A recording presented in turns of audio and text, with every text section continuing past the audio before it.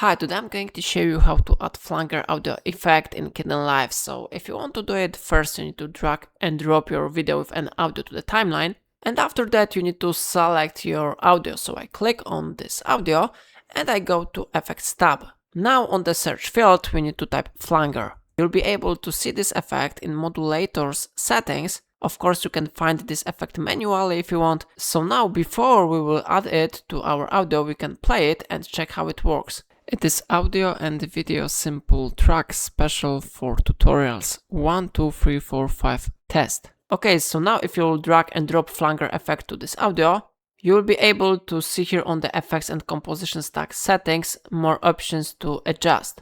You can modify delay, depth, regeneration, width, speed, shape, phase, and other settings.